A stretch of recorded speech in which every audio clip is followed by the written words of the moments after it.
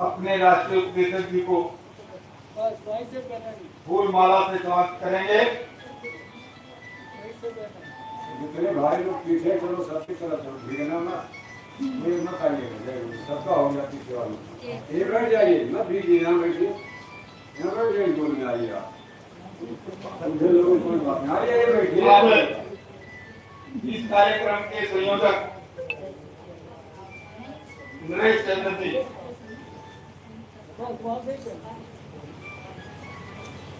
अपने राष्ट्रीय उपदेशक जी का फूल माला से समाप्त करेंगे। अब महिला संगत की तरफ से संतोष देवी जी,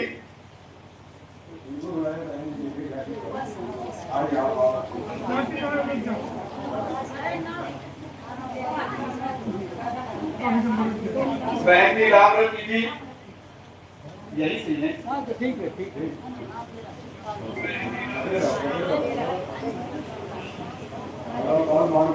माना देवी जी, माया देवी, सबको मत ले बैठे, चलिए हो गया, सबका हो गया। बैठे रहो, गिर जाओ,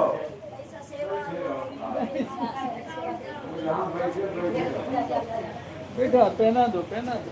चलो हो गया, सबका हो गया। आप जाओ, जाके बोले ना, जाके बोले आओ, जाके वालों आप भी आओ, चलो जाओ, चलो आओ, जल्दी आओ। अपने चरखी दादरी जय गुरुदेव संगत के अध्यक्ष जी, अरे देरी को बाद में रखिए।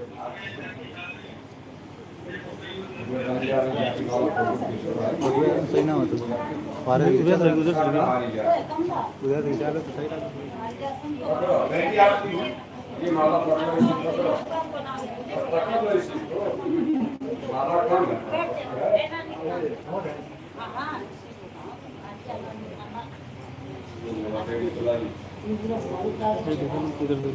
अपने जय गुरुदेव संगत चरखी दादरी के अध्यक्ष भाई चंदन सिंह जी, चरखी जिला चरखी दादरी आगमन पर पूरी संगत की तरफ से फूल माला से स्वागत कर रहे हैं।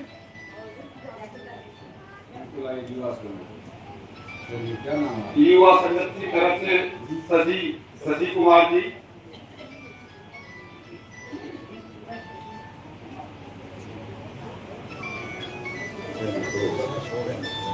जय गुरुदेव। अब हम अपने राष्ट्रीय उपदेशक जी से प्रार्थना करते हैं कि जो संदेश लेकर के आए हैं, पूज्य महाराज जी के आदेश निर्देश लेकर के आए हैं, उसे सुनाने समझाने की कृपा करेंगे। जय गुरुदेव। राष्ट्रीय उपदेशक जी।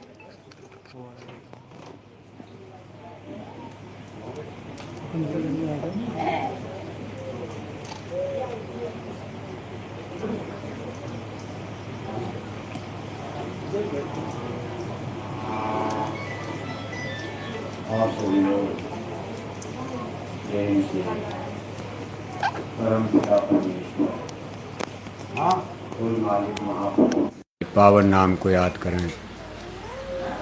जय गुरुदेव।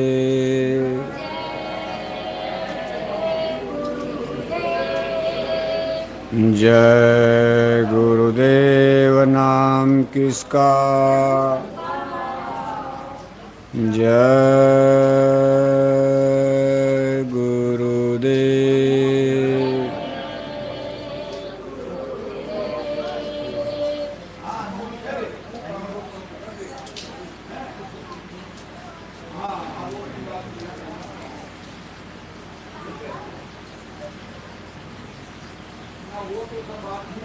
परम पूज्य स्वामी जी महाराज, हमारी संस्था के प्रमुख संस्था अध्यक्ष, वक्त के सतगुरु पूज्य हुजूर महाराज जी, आज के इस सत्संग समारोह में भाग ले रहे सभी सम्मानित सत्संग धर्म प्रेमी भाई बहनों, प्यारे बच्चों, आज आपके इस गांव में जिला चरखी दादरी, हरियाणा प्रदेश, जय गुरुदेव धर्म प्रचारक संस्था मथुरा की तरफ से धर्म और अध्यात्म का शाश्वत सनातन संदेश होने जा रहा। वैसे तो जय गुरुदेव नाम आप बहुत दिनों से सुन रहे हो। हमारे तमाम भाई लोग आज 40 वर्ष से ये टाट पट्टी बोरा पहन करके, लाखों लाख भाई बहन शाकाहारी जैकेट पहनकर गांव गांव घर घर जाकर लोगों को इस शाश्वत सनातन संदेश से परिचय करा रहे हैं, समझाने बताने का प्रयास कर रहे हैं। इतनी मेहनत, इतना परिश्रम, इतना रुपया पैसा क्यों खर्च किया जा रहा, इसके पीछे बहुत बड़ा राज छिपा हुआ है। वास्तव में अगर लोग धर्म को सही रूप से जानने लगते, सही रूप से मानने लगते, सही रूप से हिंदू मुसलमान धर्म पर चलने लगते, तो आज संसार में तकलीफें कम हो जाती। धर्म एक ऐसी जड़ी बूटी दवा है जिसका सही अनुपालन करने से हमारे जीवन में कष्ट और क्लेश में कमी आती है। लेकिन आज आप देख रहे हो, जो लोग धर्म नहीं कर रहे पूजा पाठ, वो भी दुखी हैं, और जो लोग पूजा पाठ धर्म कर्म कर रहे हो और दुखी हैं। बल्कि जो लोग पूजा पाठ नहीं करते हैं, मंदिर देवालय शिवालय में नहीं जाते, कथा कीर्तन गंगा जमुना नहीं मानते, वो लोग आपको ज़्यादा सुखी, ज़्यादा अमीर, पैसे वाले दिखाई देंगे, और पूजा पाठ धर्म कर्म करने वाले और गरीब, और बीमारी घर में, और दुखी हैं, रगड़ा झगड़ा। इसका कारण क्या है? मान लो जो लोग पूजा पाठ धर्म कर्म नहीं कर रहे, वो तो नहीं कर रहे, लेकिन जो लोग आज की तारीख में कर रहे हैं, वो धर्म के नाम पर अधर्म कर रहे हैं। उनसे बहुत बड़ी धर्म के नाम पर गलती हो रही है। इसलिए ईश्वर भगवान की तरफ से उन हिंदू मुसलमानों को ज़्यादा सजा कष्ट मिल रहा है जो धर्म के नाम पर अपने को ही धोखा दे रहे हैं, जमाने को भी धोखा दे रहे हैं, अपने को भी धोखा दे रहे हैं। सच्चा और शाश्वत सनातन धर्म आज न हिंदुओं को पता है, न मुसलमानों को पता। सब लोग बस इसी आडंबर पाखंड के धर्म में पूरा हरियाणा लगा है। मंदिर में टन टन घंटी घंटा बजाए जा रहे, हरे रामा हरे कृष्णा कीर्तन गाए जा रहे, पूरे माथे भर चंदन तिलक टीका लगाए जा रहे, गंगा गोदावरी महाकुंभ नहाए जा रहे, अखंड रामायण पढ़े जा रहे, जय श्री राम नारा लगाए जा रहे, और 1-1 किलो मछली खाए जा रहे, 10-10 बोतल शराब पिए जा रहे, 1-1 किलो अंडा खाए जा रहे। मान लो कोई धर्म नहीं मान रहा, वो मछली अंडा खाएगा, उसको धर्म का पता नहीं, उसको तो कोई बात नहीं। लेकिन जो धर्म मान रहा है, राम को मान रहा, कृष्ण को मान रहा, चंदन तिलक टीका लगा रहा है, मंदिर में सुबह शाम घंटी घंटा बजाने जा रहा, वो भी मछली और अंडे खा रहे हैं लोग। इसलिए इनको भगवान की तरफ से ज़्यादा सजा मिल रही है। इन्होंने धर्म का अपमान कर डाला, धर्म का तिरस्कार किया है, धर्म को अपमानित किया है। इन हिंदू मुसलमानों ने धर्म को पतित बना दिया है। आज संसार में सही रूप से धर्म कहीं नजर नहीं आ रहा। हरियाणा, भिवानी, चरखी दादरी की बात छोड़ो, पूरे भारतवर्ष की ही बात नहीं, सारे संसार में कहीं सही धर्म नजर ही नहीं आता। चारों तरफ धर्म के नाम पर धोखा हो रहा है। हमारे गुरु महाराज इस पर एक बहुत सुंदर कहानी, दृष्टांत सुनाया करते थे। एक नदी के किनारे बालों पर देवी का बड़ा सुंदर मंदिर बना हुआ था। हर साल चैत की नवरात्रि में वहाँ 9 दिन का देवी का मेला लगता था। गांव जवार पास पड़ोस की तमाम जनता फूल बतास माला लेकर 9 दिन तक देवी के मंदिर में पूजा चलती रहती थी। बहुत बड़ा मेला, ठसाठस भीड़। एक गांव के 25-30 आदमी जो आपस में दोस्त थे, संगी साथी मित्र थे,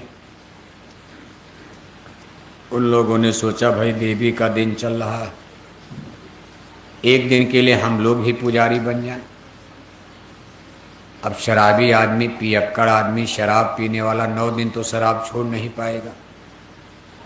बड़ी मेहनत करेगा तो एक दिन के लिए चलो शाकाहारी या व्रत कर लेगा। एक दिन के लिए निर्णय ले लिया। सुबह नहा धोकर तिलक टीका लगाकर फूल बतासा लेकर सभी एक साथ देवी के मंदिर में पूजा के लिए पहुंच गए। सुबह सुबह का समय मंदिर का फाटक खुला, उनके पूजा की बारी आ गई। तब तक उसमें सुन के एक साथी को बड़ी जोर से टट्टी लग गई। क्या लग गई? टट्टी जानते हो? टटिया नहीं, टट्टी माने लैट्रिन लग गई। उसने कहा भाई ये तो बड़ा गड़बड़ हो गया, हमको तो टट्टी लग गई, कोई उपाय बताओ। उसके साथियों ने कहा अब यहाँ क्या उपाय है? बस एक ही उपाय है कि 10 मिनट के लिए टट्टी रोक लो। हमारा पूजा का नंबर लग गया, पूजा कर लिया जाए मंदिर में। इसके बाद मेला के बाहर चलो, जंगल में टट्टी करो, नदी में पानी मिलेगा। यहाँ देवी मैया के मंदिर के पास टट्टी कहाँ करोगी? और मान लो टट्टी कर भी लिया तो यहाँ पानी कहाँ मिलेगा? उसने कहा ऐसी टट्टी नहीं कि 10 मिनट रोक लिया जाए। आज ऐसी टट्टी हमको लगी है कि 1 मिनट भी रोकना बहुत कठिन है। अगर 1 मिनट की देरी हो गई तो हमारा चड्ढी पायजामा खराब हो जाएगा। जनता के बीच में हमारी बड़ी भारी बेइज्जती हो जाए, हमारी इज्जत बचा लो। अब उसके साथ ही लगे सोचने, तब एक उपाय मिला। कहा अच्छा चलो, नीचे है बालू, बालू में हाथ से भी गड्ढा हो जाएगा, तुम धीरे से नीचे बैठ जाओ और हम सब लोग घेर कर तुमको खड़े हो जाते हैं। अब नीचे कौन देख रहा? अभी सबका ध्यान तो देवी मैया के मंदिर अपने पूजा की बारी पर लगा, धक्का मुक्की। हम सब लोग घेर कर खड़े होंगे, तुम नीचे बैठो, बालू में करो हाथ से गड्ढा और टट्टी करके जरा बालू की पिंडी चबूतरा बना देना, ढक देना। ये पिंडी चबूतरा जरा मजबूत बनाना, क्योंकि दिन भर देवी मैया के पुजारी लोग इसी रास्ते जाएंगे। अगर किसी के पैर में टट्टी लग गई तो 10 गाली देगा कि कौन बेवकूफ़ यहाँ टट्टी कर दिया। इसलिए इतना पिंडी चबूतरा, इतना बालू लगा देना कि टट्टी उट्टी का कहीं पता ही न चले। बस उसको तो मिल गया रास्ता, तुरंत बैठा, गड्ढा किया, टट्टी किया, बालू से ढक दिया, उठ करके खड़ा होकर के चड्ढी पैजामा पहन के टनाटन हो गया। पानी मिला नहीं, चड्ढी पैजामा पहन लिया। अब वो आदमी लगा सोचने कि हम तो अशुद्ध हो गए, हमारी फूल माला बतासा भी अशुद्ध हो गई। भाई टट्टी किया, पानी मिला नहीं, चड्ढी पैजामा पहन लिया, पूजा कैसे करेगा मंदिर में? कहा आज पूजा स्थगित, अब हम कल नहा धोकर फिर से पूजा करेंगे। अपना फूल बतासा उसी बालू पर फेंक दिया। उसके साथी लगे सोचने कि हम भी तो अशुद्ध हो गए, हमारे ही सामने टट्टी किया।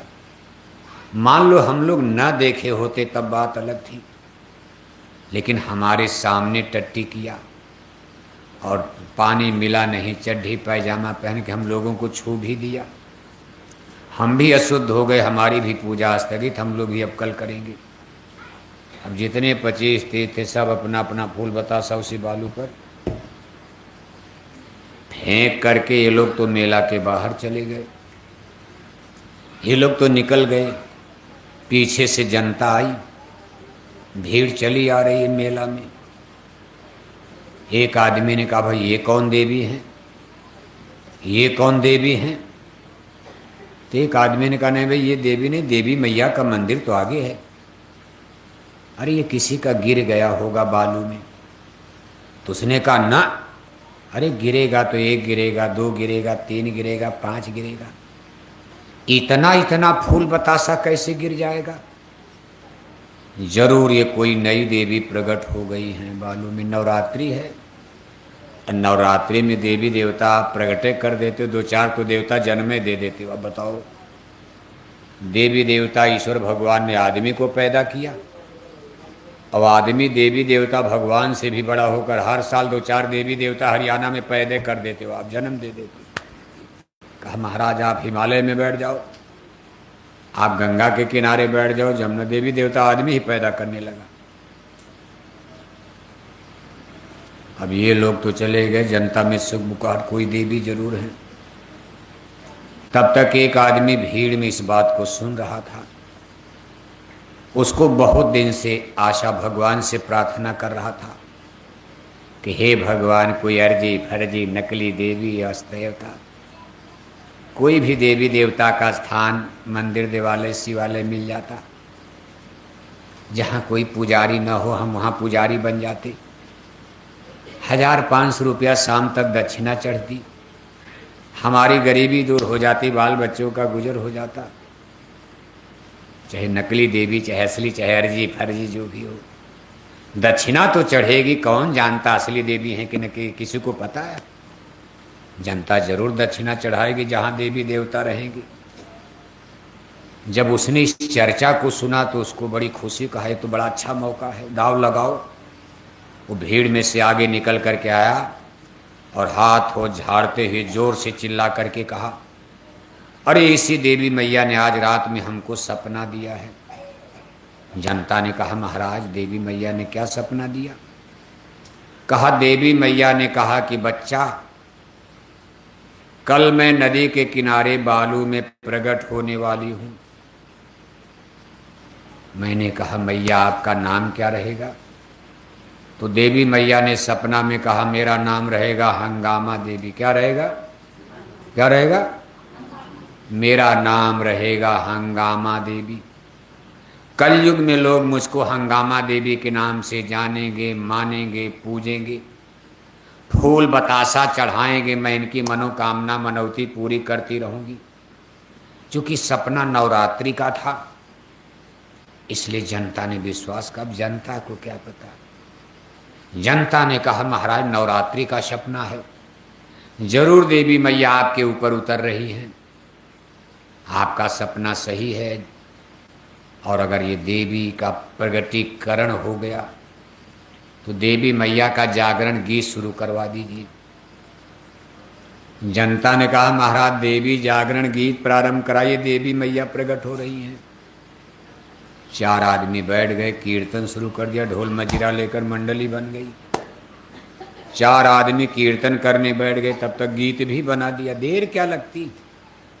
कहा जय मैया हंगामा देवी, जय जय हो हंगामा देवी, जगत तारणी हंगामा देवी, भगत तारणी हंगामा देवी, कष्ट निवारक हंगामा देवी, दुख निवारक हंगामा देवी, जय मैया हंगामा देवी, जय जय हो हंगामा देवी। तब तक 2 आदमी चद्दर लेकर खड़े हो गए। अरे कहा दक्षिणा भी तो दे, मेन चीज तो दक्षिणा है, इसीलिए तो सब हो रहा। अरे कहा दक्षिणा भी देते जाओ, कल से यहाँ देवी मैया के मंदिर का उद्घाटन किया जाएगा, एक सुंदर मंदिर बनाया जाएगा। सुबह शाम देवी मैया को अब यहाँ भोग लगाया जाएगा, यहाँ एक पुजारी रखा जाएगा, सुबह शाम मैया का भोग लगाएगा। मैया भूखे प्यासे बालू में कब तक रहेगी? जब तक हम गांव वालों को नहीं पता था तब तक मैया ने बड़ा कष्ट उठाया। अब जब हम गांव वालों को पता चल गया कि देवी मैया बालू में आ गई, देवी मैया का बालू में जन्म हो गया, तो अब हम लोग इनको भूखे नहीं रहने देंगे।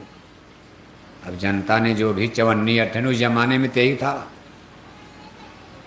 तो बहुत पुरानी कथा, कोई आज का तो है नहीं। पैसे 2 पैसे की तब कीमत होती थी, कोई पैसा 2 पैसा 54 सब लोग चद्दर में, कोई दान पेटी तो अभी है नहीं। दान पेटी तो रखी जाएगी जब मंदिर बन जाएगा तब रखा जाएगा। गोलक उसी चद्दर में जनता दान दक्षिणा डाल रही। शाम होते होते वहां फूल बतासा का टीला लग गया। पुरानी देवी मैया का मंदिर खंडहर हो गया, खाली हो गया। जनता कहने लगे कि पुरानी मैया की पूजा करते करते 10 साल बीत गया, 10 नवरात्रि बीत गई। बड़ा फूल बतासा देवी मैया के नाम पर पैसा खर्च किया, लेकिन मैया ने हमारी एक भी मनौती मनोकामना पूरी। अब हम नई मैया की पूजा करके देखेंगे। सारी जनता उधर से मुड़ करके इधर आ गई। पुरानी देवी मैया का मंदिर खंडहर खाली हो गया। नई देवी मैया के यहाँ फूल बतासा का टीला लग गया। शाम को उस देश का राजा अपने मंत्री के साथ रथ पर बैठ करके उधर से जा रहे थे।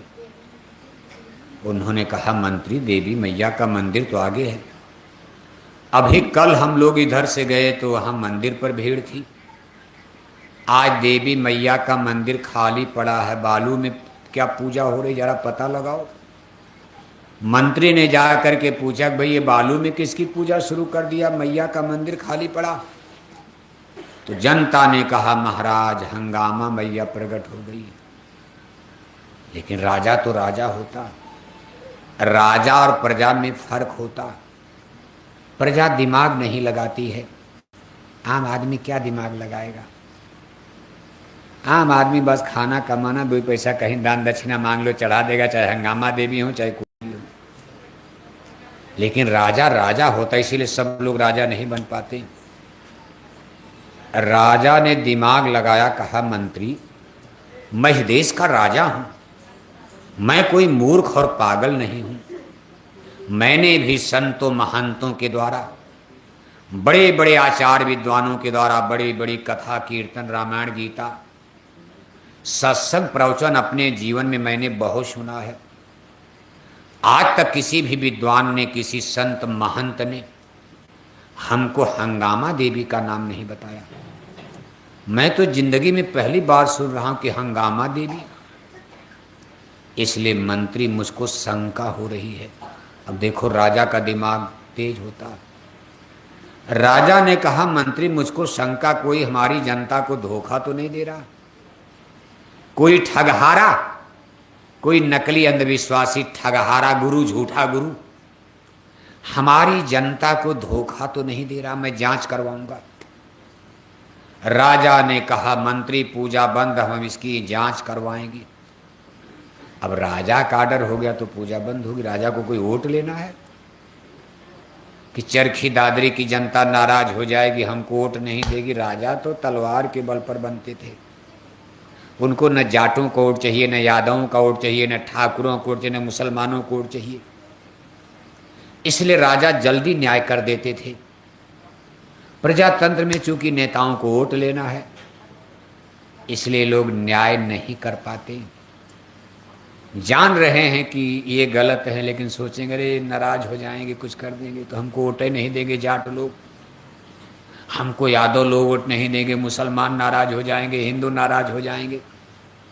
इसलिए नेता लीडर जानबूझ करके जनता की बुराई को ब्रीफ सब स्वीकार कर लेते। लेकिन राजा को जनता से वोट लेना, अरे उसको तलवार से लड़ाई लड़नी है, राजा बनना उसको क्या। राजा ने कहा, मंत्री पूजा बंद। पूजा बंद हो गई। राजा ने कहा, जरा फूल बतासा खींच कर किनारे में जो चढ़ा है फूल बतासा, एक ट्रैक्टर फूल बतासा चढ़ गया शाम तक। ये जो ट्रैक्टर की टाली देखते हो सब लोड हो गया। राजा ने कहा, मंत्री जरा फूल बतासा खींच कर किनारे करो, देखा जाए देवी मैया कहाँ है। जब फूल बतासा खींच कर किनारे किया तो मिल गया बालू का चबूतरा, छोटी सी पिंडी। राजा ने कहा भाई ये तो बालू है। तो जिनको पुजारी बनना था उनका कलेजा धक धक कर रहा। कहा हे भगवान, जनता को तो मैंने धोखा दे दिया, ये राजा कहां से आ गए, मेरा बना बनाया काम बिगड़ जाएगा। अब हम राजा को धोखा कैसे दे सकते। सारी गांव जवार की जनता को तो हमने ठग लिया, लेकिन ये राजा कहां से तब तक टपक पड़ी। लेकिन पुजारी ने वहां भी दाव लगाया कि देखा जाएगा। कहा महाराज इसके नीचे देवी हैं, बालू के नीचे। ये बालू अपने आप ऊपर आ रही महाराज, इतना ऊपर आ गई। मुहूर्त कल सुबह का है, कल सुबह आप आएंगे तो देवी मैया की चुरकी आपको दिखाई देगी बालू। राजा ने कहा ना ना ना ना, हमको कल तक का समय, हम आज देखना चाहते हैं। देवी मैया बालू में कितना नीचे हम अभी देखना चाहते हैं। राजा ने कहा मंत्री इनकी बात छोड़ो, जरा बालू हटाओ तो देखा जाए देवी मैया कितना नीचे हैं बालू में। जब पुजारी ने देखा कि बालू हटाया जाए, अब राजा के सामने कौन बोल सकता। पुजारी ने फिर दाव मारा, कहा नहीं महाराज ठहर जाइए, मुहूर्त कल का है, आज अगर कोई इस बालू को छू देगा तो भस्म हो जाएगा। देखो राजा को भी डरवा दिया। कहा जो भी बालू को छुएगा भस्म हो जाएगा, क्योंकि मुहूर्त कल का है और आपका राज भंग हो जाएगा।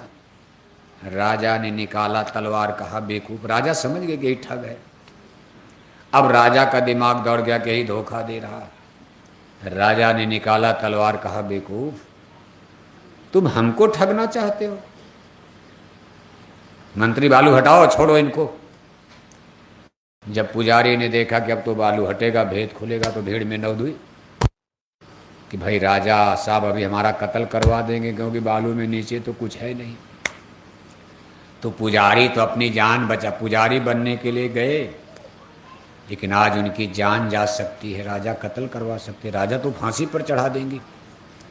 शाम का समय था, पुजारी भीड़ में अंधेरे में भाग करके नौद वगैरह भाग गए जान बचाकर। जब बालू हटाया गया, नीचे मिल गई, क्या मिल गई, नीचे मिल गई, क्या मिल गई, सुबह की तो टट्टी थी।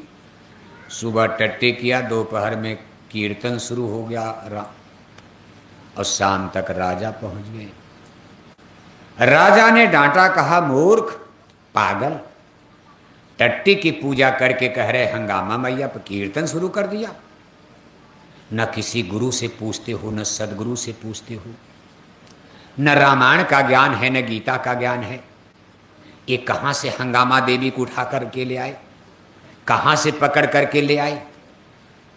अरे कोई ज्ञान तो गुरु के बिना हो सकता है। जो संत महात्मा कहें, गुरु कहें, सदगुरु कहें, उनकी तो शुरुआत। इसीलिए आज सत्संग की कमी है। अगर हम आप स्कूल ना जाएं तो कोई ABCD क ख ग घ पढ़ पाएगा। मान लो आपको किताब दे दी जाए, पढ़ो, अंग्रेजी पढ़ पाओगे किताब से। आपको स्कूल में भेज दिया जाए, स्कूल में कोई टीचर ट्यूटर मास्टर ना हो, स्कूल की दीवार आपको पढ़ाएगी? ज्ञान तो गुरु से ही मिलता है। गुरु की इतनी ही ड्यूटी है। गुरु और भगवान में अंतर है, लेकिन भगवान इसमें हम आप देख नहीं रहे हैं। गुरु ही हमको आपको ज्ञान कराएंगे, भगवान तक ले जाएंगे, भगवान को कैसे पाया जाता है रास्ता वही बताएंगे। इसलिए इस मृत्यु लोक में गुरु परंपरा, गुरुमत का सिद्धांत। जब एक बार आप भगवान को पा लोगे, आत्मा परमात्मा मिल गए, तब ना गुरु ना चेला, सब में बोले एक। जब आत्मा परमात्मा से मिल गई, आपने भगवान को देख लिया, अब किसी मार्गदर्शक की, गुरु की, मास्टर की जरूरत। जैसे बच्चे बच्चियों की शादी में देखते एक मीडिएटर होता, जिसको आप हरियाणा की भाषा में क्या कहते हो, अगुआ हैं, जो शादी ब्याह करवाते बीच में। घराती से भी मिलेंगे, लड़के वाले से मिलेंगे, लड़की वाले से मिलेंगे, भाई किसी के माध्यम से ही तो शादी होती। जब तक शादी नहीं होती तब तक अगुआ की कितनी कीमत होती। लेकिन जिस दिन शादी हो गई, बेटी अपने ससुराल चली गई, बच्चे बच्चियों की शादी हो गई, बेटी ससुराल, उसके बाद अगुआ को कोई पूछता है? कभी कभी तो 10 गाली रोज दिया जाता है, अरे गड़बड़ कर दिया, शादी गड़बड़ कर दिया। अगुआ बेचारे जो शादी उदी करवाते 10 गाली ही सुनते। आत्मा और परमात्मा के मिलन में गुरु की भूमिका यही होती है, क्योंकि सारी आत्माएं परमात्मा को भूल गई हैं। हमको आपको भगवान के घर का भेद ही नहीं पता। चले तो उसी घर से हम लोग थे, क्योंकि ईश्वर अंश जीव अविनाशी, चेतन अमल सह सुख राशि, सगला सृष्टि मोर उपजाया, सब पर मोर बराबर दाया, सिया राम मैं सब जग जानी, करो प्रणाम जोर जुग पानी। सारी आत्माओं का जन्म एक ही ब्रह्म पुरुष से, भगवान से हुआ है। लेकिन आज हम आप यहाँ भूल गए हैं, अपने घर को भूल गए, अपने परमात्मा सच्चे पिता को भूल गए। अब यहाँ जो माता पिता ये तो शरीर के हैं, शरीर के माता पिता तो नकली हैं। कल आप भी मर जाओगे, भी मर जाएंगे, बेटा बेटी भी आग में जल जाएंगे, माता पिता भी आग में जलकर, यहाँ के माता पिता तो आग में जल जाएंगे, कोई नहीं बचेगा। मैन इज मार्टर, ये मृत्यु लोक है। एक राजा था, एक रानी, और मर गए राजा, मर गए रानी, हो गई खत्म, सबकी कहानी खत्म हो गई। आप जिंदा रहोगे कितना दिन रहोगे? शरीर तो जाने जाना। सूरज की तरह से चमकता हुआ चेहरा, सोने की तरह से चमकती ये काया शरीर, एक दिन आग में जलकर मुट्ठी भर राख हो जाएगी। मिट्टी मिट्टी में मिलकर मिट्टी बन जाएगा। जिसको माता कहते हो, पिता कहते हो, दादा कहते हो, दादी कहते हो, अपने ही हाथ से आप लकड़ी पर जलाकर कोयला करोगे, भस्म करोगे। इसके बाद सबको जलाने के बाद आपका नंबर लगेगा। जब आप दादा बन जाओगे तो आपके नाती पोता आपको जलाएंगे। बस इसी तरह से दुनिया में चल रहा है, एक दूसरे को सब लोग जला रहे। ये संसार ही ऐसा बना हुआ।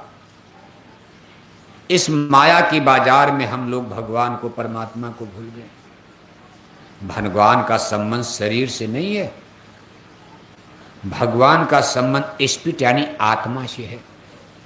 हमारा आपका प्रेजेंट लाइव, ये वर्तमान जीवन दो चीजों के मेल से बना। हम आप तो कुल शरीर देख रहे हैं, सोते हम शरीर हैं ना, शरीर हम नहीं है। शरीर और आत्मा दो चीजें अलग अलग हैं।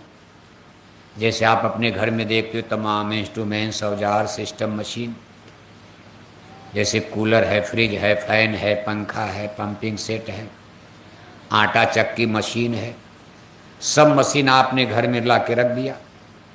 लेकिन आपके घर में पावर, ऊर्जा, एनर्जी, बिजली ही नहीं है तो कोई मशीन काम करेगी? सारी मशीन बेकार है, न कूलर चलेगा, न पंखा चलेगा। और मान लो आपके घर में बिजली तो है, लेकिन आपके घर में कोई मशीन ही नहीं, न कूलर है, न फैन है, न पंखा है, तो बिजली आपके किसी काम की है? बिजली का तार छुओगे, राम नाम सत्य हो जाओगे। अब सीधे बिजली का तार आपकी उंगली में लगा दिया जाए तो आपको हवा लगेगी? 1 सेकंड में आपका खून पी जाएगी, मर जाओगी। लेकिन वही बिजली जब पंखा में लगाओगी तो आपके कमरे को ठंडा करेगी, शरीर को हवा देगी। इसी तरह से हमारा ये जो जीवन है, दो चीज़ों के मेल से बना हुआ। एक शरीर है, दूसरी आत्मा है। शरीर एक मशीन के समान चलता, लेकिन इस शरीर रूपी मशीन को चलाने वाली पावर, ऊर्जा, शक्ति को आत्मा कहते हैं। शरीर का जन्म, शरीर की स्थापना माँ के गर्भ में होती है। 5 तत्व के मसाले से क्षितिजल पावक गगन समीरा, जल पृथ्वी अग्नि वायु आकाश, 5 मसाला माँ के गर्भ में बन गई। लेकिन आत्मा माँ के गर्भ में नहीं बनती है। आत्मा भगवान की अंश है। जब ये पिंड पिजड़ा शरीर माँ के गर्भ में 5 महीने 10 दिन में गढ़कर तैयार हो जाता, तब आत्मा को ब्रह्मांड से उतार करके इस पिंड पिजड़े में दोनों आँखों के बीच में जहाँ माताएं बहनें बिंदी तिलक टीका लगाती, ब्राह्मण देवता पुजारी लोग चंदन का तिलक टीका लगाते, सबकी आत्मा मुर्शिद नैनो बीच नबी है। शरीर में इस पॉइंट को जहाँ आप बिंदी टीका लगाते हो, नासिका का गर्भाग दोनों भौहों के बीच में, इस पॉइंट प्लेस स्थान मुकाम को आज्ञा चक्र कहा जाता। मुसलमानों के यहाँ इसको नुक्ता सुपैदा कहा जाता। सबकी आत्मा यहाँ बैठाई गई। ब्राह्मण, क्षत्रिय, यादव, हरिजन, जाट, कुर्मी, गुजर, पटेल, हिंदू, मुसलमान, सिख, ईसाई, अनपढ़, गवार, राजा, रंक, अमीर, गरीब, छूत अछूत, लंदन, अमेरिका, जर्मनी, जापान। क्योंकि मानव जीवन की रचना माँ के गर्भ में सबकी एक तरह से होती है। चाहे जाट हूँ, चाहे सिख हूँ, चाहे ईसाई हूँ, चाहे हिंदू हूँ, चाहे मुसलमान हूँ। कोई आसमान से सीधे नहीं गिरा, सब झीनी झीनी बिनी चदरिया। काहे को ताना, काहे को बरनी, कौने तार से बिनी चदरिया। इंगला पिंगला ताना बरनी, सुखमन तार से बिनी चदरिया। साईं को बिनत मास 9 बीता, 9 महीने में पिजड़े को देखो गढ़ करके प्रभु ने तैयार कर दिया। 9 महीना बीतने के बाद तब आपको हरियाणा में झज्जर में उतारा गया। इस चरखी दादरी में आपका जन्म हुआ, चाहे किसी घर में हो गया। अब किसी घर में, कोई अमीर के घर में, कोई गरीब के घर में। अभी तो अपने कर्मों का खेल है, भगवान की तरफ से कोई भेद नहीं है।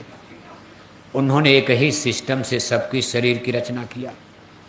अब कोई लंगड़ा होता है, कोई अंधा होता है, कोई बहरा होता है। कोई जन्म लिया, उसके लिए चंडीगढ़ में कई कोठी बंगले हैं। जैसे कोई मुख्यमंत्री के घर में पैदा हो गया, कोई आपके चरखी दादरी में MP MLA के घर में नाती पोता पैदा हो गया, उसको सोने के चम्मच से दूध पिलाया जा रहा। कोई गांव में झोपड़ी में गरीब घर में पैदा हो गया, आज उसके घर में एक पाव दूध नहीं, माँ बाप गरीब हैं, झोपड़ी है। अब ये कैसे होता? ये कर्म कॉन्स्टिट्यूशन, पिछले जन्म की कमाई है। इसी तरह से दुख सुख कर्म प्रधान विश्व रच राखा, जो जस करी सो तस फल चाखा। इसीलिए संत महापुरुष हमको आपको सलाह देते हैं, शिक्षा देते, ज्ञान देते, अपनी आध्यात्मिक पाठशाला सत्संग में बैठा कर पढ़ाते हैं कि पूजा पाठ भले कम करना, लेकिन अपने कर्मों को शुद्ध रखो। आप अगर आपका कर्म गंदा है तो पूजा पाठ धर्म कर्म का कोई फल मिलने वाला, चाहे लाखों करोड़ों रुपया लगाकर मंदिर बना दो, लेकिन आप हिंसा हत्या करोगे, चोरी ठगी बेईमानी करोगे, मछली और मांस खाओगे, शराब कबाब पीकर बहन बेटियों की इज्जत आबरू बर्बाद करोगे। 1 करोड़ रुपया लगाकर मंदिर बना, लेकिन आपको सीधे नरक जाना है। भगवान के दरबार में कर्म देखा जाता है। कर्मण्येवाधिकारस्तु मां फलेषु कदाचन, कर्म प्रधान विश्व रचि राखा, जो जस करी सो तस फल चाखा। शुभ और अशुभ कर्म अनुहारी, ईश दे फल हृदय विचारी। देखो एक बहुत सुंदर दृष्टांत आता, आप अच्छे से समझ जाओगे। सैकड़ों बरस पहले जब भारत में मुसलमान नहीं आए थे, यानी अंग्रेजी राज मुसलमानी राज के पहले भारत में देसी राजा राज करते थे भारत के। उस समय एक राजा हुए हैं उज्जैनी नगरी में, उज्जैनी मध्य प्रदेश में आता, एक धार्मिक स्थान है। वहाँ भगवान महाकालेश्वर का मंदिर, वहाँ महाकुंभ भी लगता। उज्जैनी नगरी में बताया जाता भगवान श्री कृष्ण जी अपने ब्राह्मण 2 सुदामा के साथ वहाँ संदीपनी ऋषि के आश्रम में शिक्षा भी लेने गए थे। इन्हीं भगवान श्री कृष्ण का गुरुकुल भी उज्जैनी में ही था जब वो पढ़ने गए थे। जिस सुदामा जी की आप कथा सुनते, दोनों लोग उसी उज्जैनी में पढ़े थे, मध्य प्रदेश में पड़ता। इसको मालवा देश कहा जाता था पुराने जमाने में, उसकी राजधानी उज्जैनी। कभी कभी ये पूरे भारत की राजधानी बन गई थी। इसी उज्जैनी नगरी में एक राजा राज करते थे, राजा भरथरी। गुरु गोरख का समय था। गुरु गोरख जी का नाम आप सुनते हो, बहुत बड़े महात्मा हुए। एक बार गुरु गोरख जी घूमते टहलते उज्जैनी पहुंचे राजा के महल में, राजा भर्तृहरि के महल में। एक हफ्ते वहां प्रवास किया, डेरा डाल दिया उनके महल में। राजा रानी ने उनकी खूब सेवा किया। तब के राजा महाराजा लोग साधु महात्माओं की बड़ी इज्जत करते थे। अब आज के ज़माने में आप देखते हो MP MLA मंत्री में अपने को भगवान मानते हैं। आज की सरकारें तो कहती धर्म वर्म खत्म कर दिया, मुर्गी पालन खोलो, सुअर पालन खोलो, शराब की दुकान खोलो। लेकिन तब के राजा महाराजा साधु महात्माओं का एक हफ्ते तक राजा भर्तृहरि के महल में सत्संग सुबह शाम चलता रहा। राजा भर्तृहरि पर गुरु गोरख के सत्संग का इतना असर पड़ गया, उनको बैराग हो गया, विरक्ति जाग गई कि भाई ये दुनिया झूठी है, सब कुछ झूठा, मेरा राजपाट। वो अपने जीव कल्याण के लिए कहा भाई ये तो संसार खाते पीते सोते बीत जाएगा, मरना ही है। मरने के बाद न राजा बचेंगे, न रानी बचेंगे, न किला बचेगा, न महल बचेगा। बस जैसे मीराबाई को बैराग जाग गया। सहजोबाई देखो अलवर में, उनकी शादी होने के लिए पैरों में मेहंदी लगाई जा रही, सर गूथे जा रहे, बारात आने वाली है। और सहजोबाई को शादी के लिए जैसे बच्चियों को शाम को सजाया जाता, इसी अलवर जिले में सहजोबाई रहती थी। तब तक गुरु चरणदास जी उधर से गुजर रहे थे। अब संत महात्मा तंत्रजामी होते हैं। अब यह है कि वो आत्मा पुण्यात्मा थे, नहीं तो सबको थोड़न, सबके लिए थोड़न दाव मारा जाएगा। गुरु चरणदास गाते जा रहे थे। जब सहजोबाई के दरवाजे के करीब पहुंचे, सहजोबाई तो कमरे में थी, उस समय उन्होंने जोर से एक श्लोक पढ़ दिया। कहा चलना है रहना नहीं, चलना विश्वाबीस, सहजो झूठ सुहाग पर काय गुथावे शीस। आज तुम बालों को गुथा रही हो, सजा रही हो सोने चांदी। अरे सहजो चलना है, ये रहना नहीं, देश वीराना है। एक दिन तेरा ये सारा सुहाग खत्म हो जाएगा।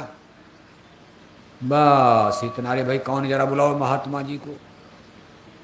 महात्मा जी को बुलाया गया। क्या जादू है एक लाइन में।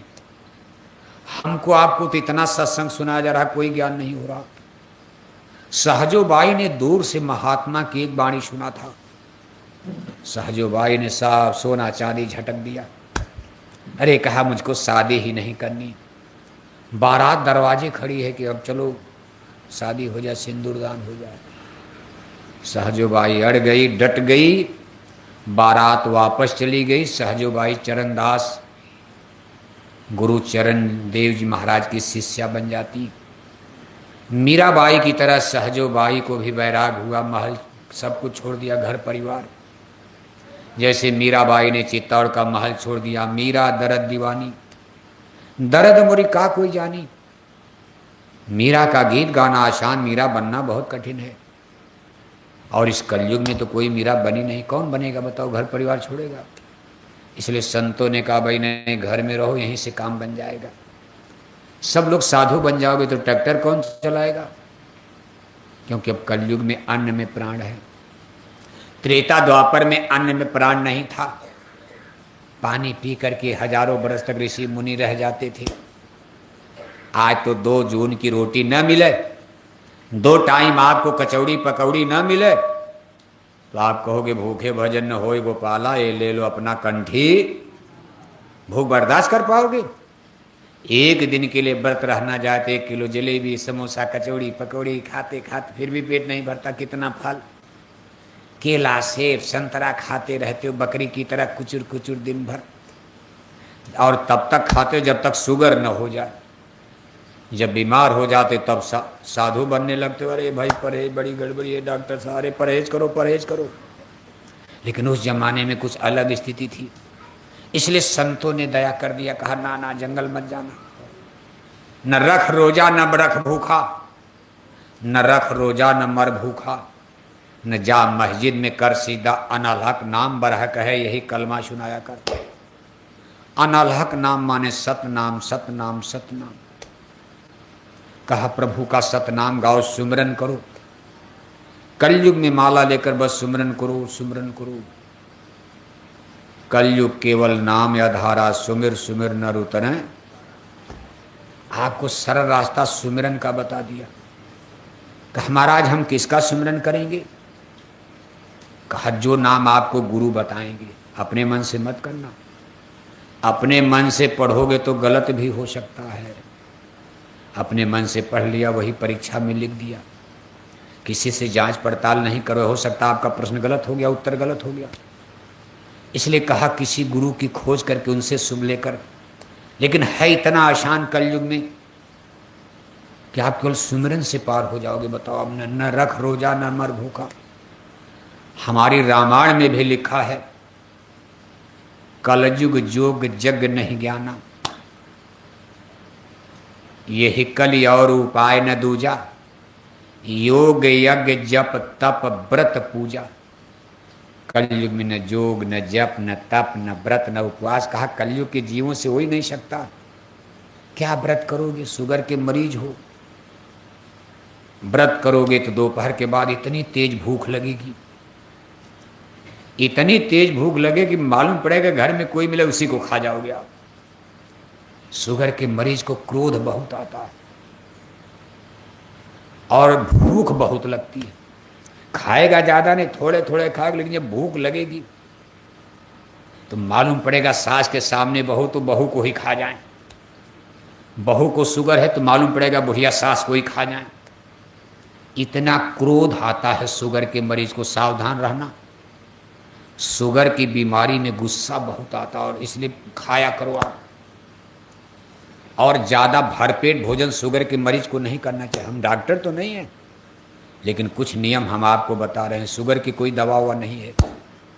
जिसको शुगर पकड़ लिया कभी जल्दी छोड़ने वाला, बस यही कुछ टोटका है जो आपका काम बना। जैसे शुगर है, गैस है, ये सब ऐसी बीमारियां हैं कि दवा से ठीक होने वाली दुनिया में कोई टिकिया टैबलेटें नहीं।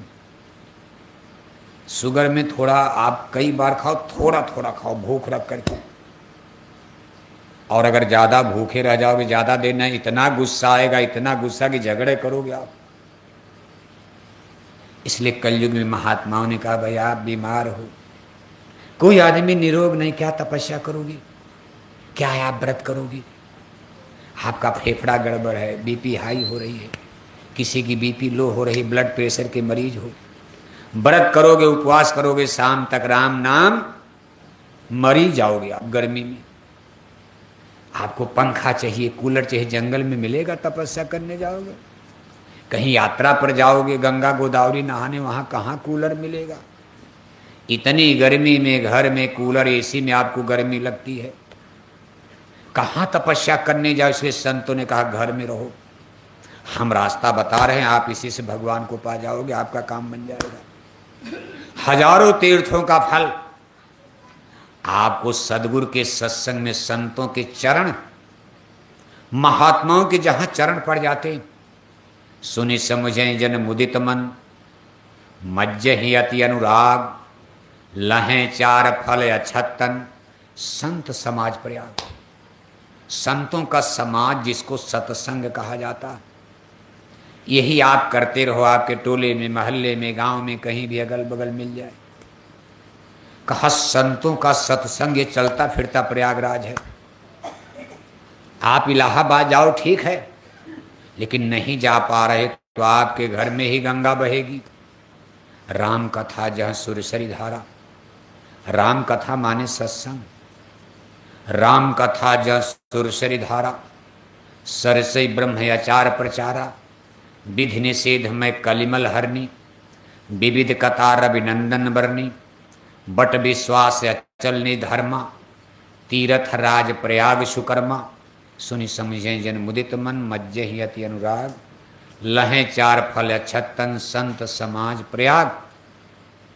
और बड़े भाग पायो सत्संगा, विनय प्रयास होए भवभंगा, सत्संगत दुर्लभ संसारा, निमिष दंड भर एको बारा, तात स्वर्ग अपवर्ग सुख, धरिय तुलाई कयंग, तुलय न ताहि सकल मिली, जो सुख लो सत्संग। सत्संग कलयुग में बहुत माने हैं। कहा संतों का सत्संग, संतों का दर्शन, संत दरस जिम पातक तरही। कोई पूजा नहीं किया, कहीं नहीं। संतों के सत्संग में गए, संत पुरुषों का दर्शन कर लिया। कहा कितने जन्मों के आपके पाप नष्ट हो जाएंगे। जिसके लिए ऋषि मुनियों को जंगल में हजार हजार बरस हड्डी गलानी पड़ी, इस कलयुग में इतना आसान कर दिया प्रभु ने। कहा भाई ये कलयुग के जीव बेचारे गरीब हैं। गरीब माने शरीर से, पैसा तो खूब हो गया, लेकिन बीमार हैं तो गरीब ही तो हैं। कितनों पैसा आदमी बीमार चारपाई पपाई गिलास पानी मांगता है। अब इससे बड़ी गरीबी क्या। करोड़ों रुपया बैंक में है, अरबों रुपया उनका बैंक में जमा है, हरियाणा चंडीगढ़ के बैंक में। लेकिन आज भरी जवानी में कैंसर के मरीज हो गए। कैंसर डॉक्टर नहीं, लंदन अमेरिका तक दवा हो गई। आज तक दुनिया में कैंसर का कोई ट्रीटमेंट, सही इलाज नहीं है। कोई टिकिया टैबलेट इंजेक्शन नहीं बन पाया। चारपाई पर पड़े हैं, पेट में दर्द हो रहा, एक गिलास पानी के लिए मोहताज हैं। घर वाले भी उब गए कि मर जाए दादा, ठीक है। अब इससे बड़ी गरीबी क्या हो सकती। बीमारी आदमी को गरीब बनाती। सब कुछ रहते हो नहीं खा सकते हो। आप चाहो तो 56 व्यंजन खाओ, इतना पैसा आपके पास है, लेकिन आज ऐसी लग गई है कि आप नहीं खा पाओगे। अगर मिर्च मसाला तेल फुलेल जलेबी कचौड़ी पकौड़ी खा लिया तो और दर्द बढ़ जाएगा। यानी भगवान की क्या विचित्र लीला है। कोई खाने बिना परेशान, कोई खा करके परेशान है, और किसी को खाने को, कोई गरीबी से परेशान, कोई अमीरी से परेशान। अमीर लोग बीमारी से परेशान हैं, गरीब आदमी गरीबी से, पैसा नहीं है नहीं खा सकता। जिनके पास पैसा वो भी नहीं खा सकते, वो बीमार हैं। ये संसार में कर्मों का खेल। देखो तो कथा थोड़ी इधर हो गई। हम आपको कथा सुना रहे थे, कहानी। राजा भर्तृहरि गुरु गोरख का सत्संग सुनकर साधु बन गए। अब एक राजा का साधु बनना बहुत बड़ी बात है। आदमी 1000-2000 रुपया छोड़ने को तैयार नहीं। एक राजा ने अपना राजपाट छोड़ दिया, मामूली बात है। किसके लिए छोड़ा? भगवान के लिए, अपनी आत्मा के कल्याण के लिए। बड़ी चीज को पाने के लिए कुछ न कुछ तो त्याग करना पड़ेगा। राजा भर्तृहरि गुरु गोरख के साथ जंगल चले गए, साधु बन गए। गिरवा वस्त्र पहन लिया, साधु बन गया। फटी पुरानी गुदड़ी पहनकर, सोने चांदी के सारे गहने उतार करके जंगल चले गए। जब राजा साधु बन गए तो उज्जैनी की गद्दी खाली हो गई। उनके सामंतों ने, मंत्रियों ने कहा भाई अब गद्दी खाली रहनी नहीं चाहिए, किसी को राजा बनाओ। तो राजा भर्तृहरि के एक छोटे भाई थे, अनुज, उनके अनुज यानी छोटे भाई, उनका नाम था विक्रम। इनको तुरंत शाम होते होते, गद्दी खाली नहीं रखी जाती। क्यों? अगर पता चल गया तो दुश्मन आक्रमण कर सकता। इसलिए दोपहर 2-4 घंटे तो छिपाया गया कि राजा भी, उसके पहले ही राजा विक्रम का राज्याभिषेक, राज तिलक करके गद्दी पर बैठा करके तब घोषणा की कि राजा भर्तृहरि साधु बन गए, जंगल चले गए। राजा विक्रम भी धर्मात्मा राजा थे, राजपाट चलता रहा, प्रजा बहुत सुखी थी। लेकिन राजा विक्रम के मन में एक ख्याल आता था कि गद्दी कुर्सी के लिए लोग कितनी मेहनत करते हैं, लड़ाइयाँ लड़ते, तब भी लोग राजा नहीं बन पाते। मैं बिना मेहनत के राजा बन गया। कोई लड़ाई नहीं लड़ी, कोई झगड़ा नहीं, कुछ नहीं मैं किया, और रातों रात में राजा बन गया इतने बड़े देश उज्जैनी का। आखिर मेरा कौन सा पुण्य जाग गया? इस पर वो विचार विमर्श करते थे। एक दिन उनकी विद्वत सभा, बड़े बड़े ज्योतिषी, बड़े बड़े विद्वान बैठे थे। राजा भर्तृहरि ने यही प्रश्न ठोक दिया, कभी आप लोग ज्योतिषी हो, ज्ञानी हो, विज्ञानी हो, पंडित हो, पुरोहित हो, ब्राह्मण हो, हमारे इस प्रश्न का उत्तर दो कि हमने किस जन्म में कौन सा पुण्य कर दिया कि बिना मेहनत के राजा बन गए। आदमी छोटी मोटी चीज के लिए कितनी मेहनत करता। हमको सब बना बना किला मिल गया, महल मिल गया, मलट्टी मिल गई, फौज मिल गई, खजाना मिल गया, तो जरूर किसी न किसी जन्म की कमाई तो है। आधा घंटे का समय दिया कि मैं महल में जा रहा हूं, आधा घंटे के बाद मैं लौटूंगा, मेरा उत्तर आप खोज करके रखो। आधा घंटे के बाद राजा विक्रम दरबार में आते हैं, देखते हैं कि मंडप खाली हो गया, कोई नहीं है, सब चले गए। एक बूढ़े पंडित वहां बैठे थे, ब्राह्मण। राजा ने कहा, महाराज ये लोग कहाँ गए? कहा, महाराज सब लोग अपने अपने घर चले गए। राजा ने कहा, ये तो राजाज्ञा का उल्लंघन हो गया। मैंने इनसे प्रश्न पूछा, बिना मेरे प्रश्न का उत्तर दिए। ये अपने अपने घर कैसे चले गए बिना मेरे आर्डर के? मेरा खाते हैं, मेरे ही घर में रहते हैं, मैं इनके लिए सब कुछ व्यवस्था करता, आज मेरे आर्डर का उल्लंघन। तो विद्वान उस पंडित ने कहा, महाराज ये प्रश्न आपका बड़ा कठिन है। ये पंडित पुरोहित तिलक टीका चंदन वाले, ये बड़े बड़े ज्योतिष विद्या पढ़ने वाले, बड़े बड़े जंतर मंतर तांत्रिक वाले ये नहीं बता सकते। अरे कहा, इसमें से कोई कहा, ये सब कोई नहीं बता सकता, ये प्रश्न ही बड़ा गूढ़ है। कहा, महाराज ये वो बताएगा, ऐसा कोई सिद्ध महात्मा बताएगा जिसकी अंतर्दृष्टि खुली होगी। अंतर्दृष्टि आत्मा की आंख को कहते हैं। जैसे शरीर में आपकी दो आंख है, शरीर में कई आंख है? शरीर की आंख को कहते हैं चर्म चक्षु। क्या कहते हैं? चर्म चक्षु। दोनों आंखों के बीच में जो आत्मा हमारी सिचुएटेड है, बैठी है, इस आत्मा की आंख को कहते हैं दिव्य चक्षु। शरीर की आंख को चर्म चक्षु और आत्मा की आंख को दिव्य चक्षु। चर्म माने चमड़े की आंख। शरीर में चमड़े की कई आंख है? कई आंख? सबके शरीर में कई आंख? और आत्मा में कई आंख है? हमारी तरफ देखो, आत्मा में कई आंख? Single single single. अब आपको ये चीज नहीं लग रही कि ये क्या है? आत्मा में दो, शरीर में दो आंख और आत्मा में कई आंख है? कुल कई आंख हो गई आपके शरीर में? कई आंख हो गई? और तीनों आंख आपकी फूट जाए, कुछ देख पाओगे आप? तब आपसे पूछा जाए, बताओ चरखी दादरी में आपको खड़ा कर दिया जाए शहर में बीच चौराहे पर, और तीनों आंख आपकी फूट गई। आपसे कहा जाए, बताओ चरखी दादरी में कोठी वोठी कुछ है, सड़क, स्कूल, अस्पताल? आप कहोगे, महाराज सब धन निरंकार निरंकार निरंकार, कुछ नहीं, अंधेरा अंधेरा। अंधे को क्या दिखाई देगा? मुकुर मलिन और नयन विहीना, राम रूप देखें किम दीना। तीन आंख, एक आंख, दो आंख तो आपकी है, लेकिन ये दो आंखें माया की बाहर को देखने वाले के लिए हैं। जब तक आप जिंदा हो संसार को देखो, ये झूठी दुनिया। लेकिन जो सत्य दुनिया है, सनातन माने सत्य होता, जो कभी नष्ट नहीं होता, देवी देवता ईश्वर भगवान, स्वर्ग वैकुंठ, उसको देखने वाली आंख आत्मा की आंख कही जाती है। ये आत्मा की आंख सबकी बंद हो गई। इसीलिए संत कहते कि जग भई न अंधा, हम के समझाई। बाहर से अंधा नहीं, बाहर से तो सबकी आंख खुली, हिंदू मुसलमान सब टकाटक देख रहे हो।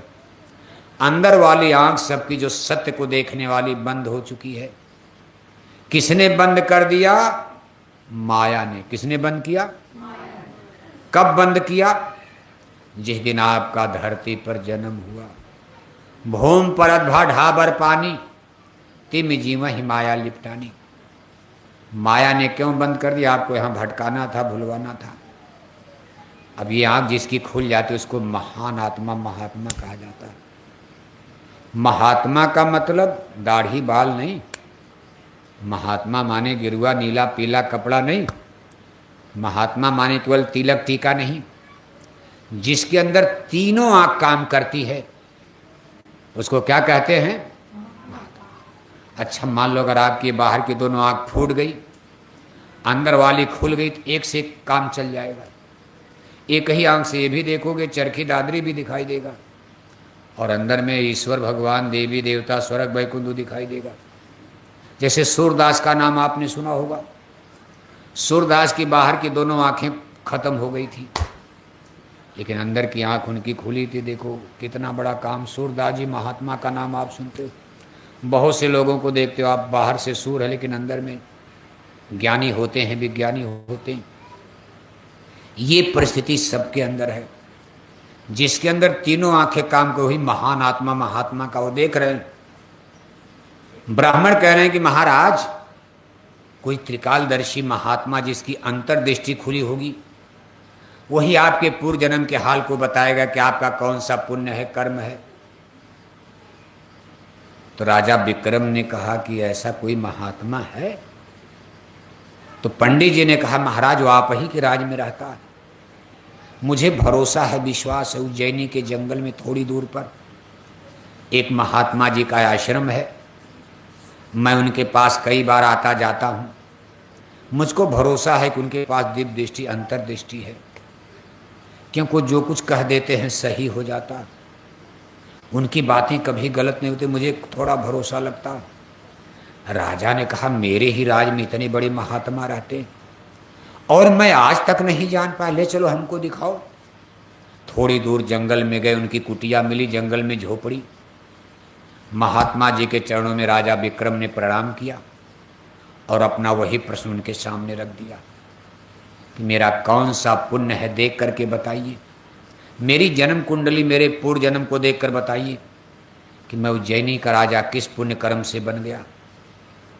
तो महात्मा जी ने कहा, राजन आपके तो बहुत जन्म हुए हैं, कितने जन्म मरण यहाँ आपके हो चुके, सबका हो चुका।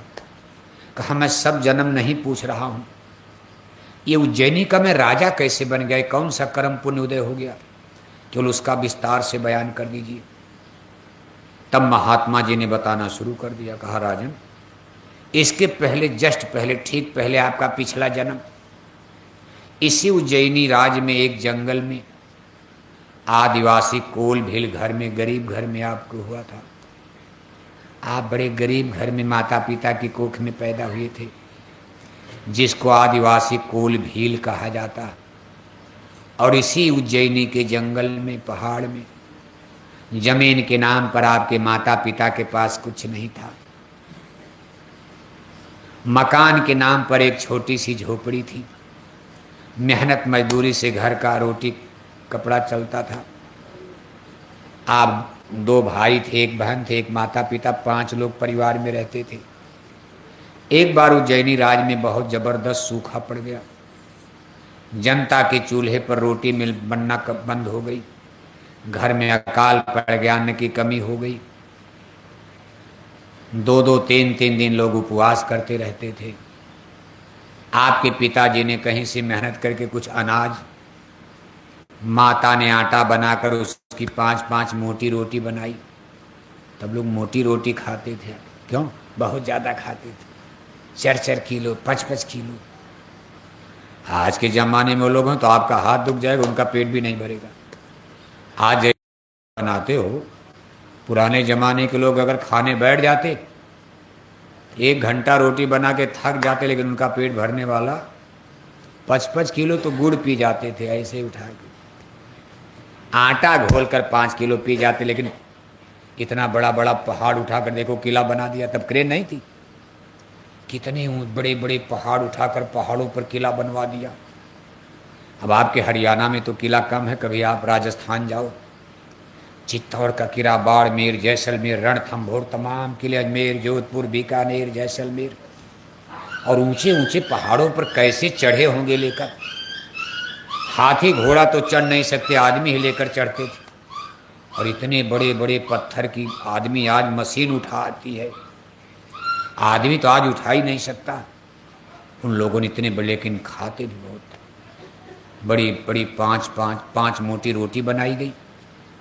झोपड़ी के सामने पगडंडी रास्ता था। 5 लोग एक ही साथ खाने बैठ गए। तब तक एक गरीब भिखारी, वो भी कई दिन का भूखा था, लाठी लेकर गड़गड़ गड़गड़ कांपता हुआ उसी रास्ते से जा रहा। तो रोटी देखा तो लालच। अब भूख उसको जब तमाम लोगों को नहीं मिला तो भिखारी को कहाँ से मिलेगा, कौन देगा उसको रोटी। वो भी कई दिन का भूखा था। रोटी देखकर लाला ने कहा, बाबूजी एक टुकड़ा हमको भी दे दीजिए, अगर आज शाम तक रोटी नहीं मिली तो मैं अब बच नहीं पाऊंगी, इतनी भूख लगी है। महात्मा जी कह रहे, महाराज जब भिखारी ने ये बात कहा तो आपके पिताजी माताजी को बड़ा गुस्सा आ गया। उन्होंने उठ करके डांट दिया, कहा चल रोटी खाने आया। फिर भी भिखारी नहीं गया। कहा बाबूजी अच्छा ठीक है, एक का टुकड़ा दे दीजिए। तब आपके पिताजी को गुस्सा उठ करके उन्होंने भिखारी को गाली दिया, तब भी भिखारी नहीं गया। तब तक आपकी बहन उठ करके गुस्से में कह दिया, जा कहीं टट्टी खा ले, जा मैला खा ले, टट्टी खा ले, गोबर खा ले, बड़ा रोटी खाने आया। तब भी भिखारी नहीं गया। तब आपके भाई एक डंडा लेकर उठे, भिखारी को मार दिया। भिखारी जमीन पर गिरता है, रोता है, उसको चोट लगती है। रोते हुए फिर हाथ बढ़ाता, बाबूजी एक टुकड़ा दे दीजिए। हे महाराज, आप उम्र में सबसे छोटे थे, भाई बहनों में आप सबसे छोटे थे, आपको दया आ गई, भगवान की कृपा थी, दया आ गई। कहा आपने अपनी पूरी रोटी भिखारी को दे दिया। एक टुकड़ा नहीं, जितनी रोटी आपके हिस्से, पूरी रोटी, अभी कोई खाया नहीं था, पूरा अपना हिस्सा आपने भिखारी को पूरी रोटी दे दिया। भिखारी आपको दुआ देता हुआ चला गया, जा तू राजा बन जा, जा तू बहुत बड़ा दानी बन जा, भगवान तुमको राजा बनाए। जैसे लोग देते हैं भिखारी के आशीर्वाद से थोड़ा, जैसे आपको भी लोग आशीर्वाद, भाई तू चिरंजीवी हो जा, भले कल मर जाओ, लेकिन किसी का पैर छूओगे तो ही तो कहेगा भाई चिरंजीवी चिरंजीवी बहुत दिन तक जियो। ऐसे दुआएं देता भिखारी, दुआ देता चला गया। महाराज, ईश्वर ने इस चीज को नोटिस में ले लिया। एक रोटी के बदले आपको उज्जैनी का राज लिख दिया गया। एक रोटी के बदले आपको इतना बड़ा उज्जैनी का राज भगवान ने दे दिया। क्यों? तो उस दिन आप पूरी रोटी दे करके आप भूखे सो गए थे। आपको पहले तो घर वाले डांटे कि बहुत बड़ा दानी बनता, पूरा दे दिया, अरे देना तो थोड़ा देते। लेकिन माँ ने अपनी रोटी आपको देना चाहा, लेकिन आपने नहीं लिया। कहा आज मेरे भाग में भूखा है, मैंने अपना हिस्सा भिखारी को दे दिया, अब मैं किसी दूसरे का हिस्सा खाने वाला नहीं। माँ बहुत आपको, अब माँ कैसे खाए, बेटा भूखा हो, माँ कैसे खा सकती। लेकिन महाराज आप भूखे सो गए थे, भगवान ने आप इतना बड़ा राज लिख दिया। ये कह करके महात्मा जी चुप हो गए। तब राजा विक्रम ने कहा, ये तो हमारी कहानी आपने बता दिया, एक रोटी का दान करके मैं राजा बन गया, लेकिन मेरे माता पिता भाई बहन जो उनका क्या हुआ? महात्मा जी ने कहा उनका मत पूछो, इस जन्म में जो आपके माता पिता भाई बहन उनके बारे में सोचो तो हर जन्म में माता पिता बदल जाते हैं। कहा नहीं महाराज कुछ तो बता, मेरे माता पिता भाई बहन कहाँ है उस जन्म के? जब बड़ी जिद किया, कहा अच्छा रथ पर बैठो। रथ पर बैठ करके लोग उज्जैनी की तरफ चले। जब नगर के बाहर पहुंचे, एक भिखारी लाठी लेकर के ऐसे गड़गड़ करता आ रहा। महात्मा ने कहा राजन, इस भिखारी को गौर से देखो, यही पिछले जन्म में तुम्हारा बाप रहा है, जिसने भूखे भिखारी को रोटी ना दे करके डांटा था, गाली दिया था। आज एक खुद ही भिखारी बन करके समझ रहा कि पेट की भूख क्या होती, भीख मांग रहा। आगे बढ़े थे, कुतिया जोर से लगी भूखने। महात्मा ने कहा इस कुतिया को गौर से देखो, यही पिछले जन्म में तुम्हारी माता रही, आज कुतिया बन गई। जिसने भूखे भिखारी को रोटी नहीं दिया बल्कि गाली देना शुरू कर दिया था, आज ये कुतिया बनकर भूख रही। आगे बढ़े, एक धोबिन कपड़ा धो रही थी तालाब में। महात्मा ने कहा इसको देखो, यही पिछले जन्म की तुम्हारी बहन है, जिसने भूखे भिखारी को कहा था जा कहीं टट्टी खा ले, गोबर खा ले। भगवान ने नाराज होकर आज इसको ऐसी जगह कर दिया है, पूरे गांव का टट्टी पेशाब कूड़ा कचरा गंदगी ही जीवन भर धोएगी। और महाराज आपके भाई तो नरक चले गए। जिन्होंने भूखे भिखारी को डंडा मारा था उनको बहुत बड़ी सजा मिल गई, नरकों में चले गए। और महाराज नरक को यहाँ से नहीं देख सकते हो, मैं तो दिखा सकता हूँ, लेकिन अपने भाई की तकलीफ देख करके आप बेहोश होकर मर जाओगी। नरकन में बहुत त्रास दिलावें, पुन 84 ले पहुँचावें, कुंभी नरक माही दे गोते, कष्ट पाए जीव अतिशय रोते। जैसे पुलिस डंडा मारती, ऐसे जो जीव नरक में पड़ जाते हैं उनकी बड़ी कुटाई पिटाई, दर्द बर्दाश्त नहीं होता। कहा महाराज जाओ राजपाट करो। अब आप ये सब कथा छोड़ो, पीछे वाली राजा बन हो गए हो, अब गरीबों को और दान पुण्य करोगे और पुण्य बढ़ेगा। हे महाराज, अपनी आत्मा के कल्याण के लिए किसी गुरु की खोज भी कर लेना। राजा तो बनना बिगड़ना चलता रहेगा, ये पुण्य कर्म से बहुत होगा और राज बढ़ जाएगा आपका, लेकिन राजपाट तो छूट जाएगा। ये तो नासवान चीजें, नश्वर चीजें हैं। मानव जीवन का असली उद्देश्य आपकी आत्मा का कल्याण हो जाए। हे महाराज, किसी गुरु की खोज करके कुछ भजन भी कर लो महल में। आपके बड़े भाई अग्रज राजा भर्तृहरि गुरु गोरख के साथ चले गए साधु बनकर, आत्मा के कल्याण के लिए ही।